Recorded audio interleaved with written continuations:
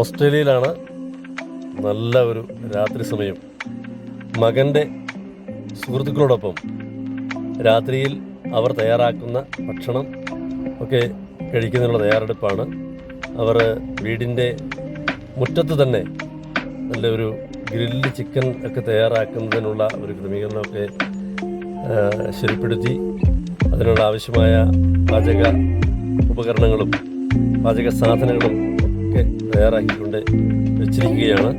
അവരത് തയ്യാറാക്കിക്കൊണ്ട് നമ്മുടെ പ്രിയപ്പെട്ട പോപ്പിയാണ് ഇത് എല്ലാ ക്രമീകരണങ്ങളും ചെയ്ത് ഈ ചിക്കൻ ഗ്രില്ല് ചെയ്യുന്നതിനുള്ള സജ്ജീകരണങ്ങളും അതിനുള്ള സാമഗ്രികളുമൊക്കെ ക്രമപ്പെടുത്തി ചെയ്തുകൊണ്ടിരിക്കുന്നത്. അവനത് നല്ല ഭംഗിയായി ചിക്കൻ ഗ്രില്ല് ചെയ്തെടുക്കുകയാണ്. നമ്മുടെ സുഹൃത്തുക്കളും ബന്ധുക്കളും ആയിട്ടുള്ള ആളുകളൊക്കെ സമീപത്തുണ്ട്. അവരുടെ ഭക്ഷണം കഴിച്ചുകൊണ്ടിരിക്കുന്നു. വളരെ രസകരമായ ഓസ്ട്രേലിയൻ ജീവിതത്തിലെ ചില മുഹൂർത്തങ്ങളാണിത്. കുട്ടികളോടെ വളരെ സന്തോഷകരമായി ആണ് ഇത്തരം മുഹൂർത്തങ്ങൾ, സന്ദർഭങ്ങൾ, സാഹചര്യങ്ങളൊക്കെ എൻജോയ് ചെയ്യുന്നത്.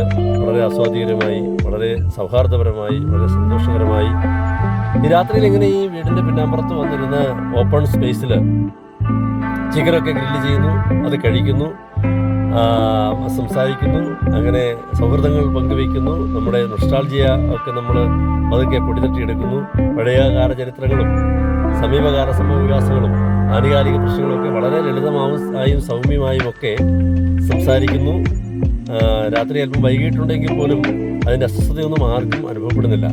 എല്ലാവരും വളരെ എൻജോയ് ചെയ്താണ് ഈ ക്രിസ്മസിനോടനുബന്ധിച്ചുള്ള ദിവസങ്ങളിലെ ഈ രാത്രി ഇവിടെ ഓസ്ട്രേലിയയിൽ ഇങ്ങനെ ചിലവഴിക്കുന്നത്. മകൻ്റെ സുഹൃത്തുക്കൾ താമസിക്കുന്ന വീട്ടിലാണ് ഞങ്ങളിപ്പോൾ എത്തിയിട്ടുള്ളത്.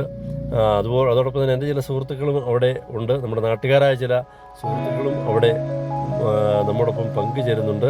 വളരെ രസകരം, വളരെ സന്തോഷകരമായ, വളരെ ആസ്വാദ്യകരമായ ഭക്ഷണമാണ് നമ്മുടെ പ്രിയപ്പെട്ട പോപ്പിക്കുട്ടൻ നമുക്ക് വേണ്ടി തയ്യാറാക്കി കൊണ്ടിരിക്കുന്നത്.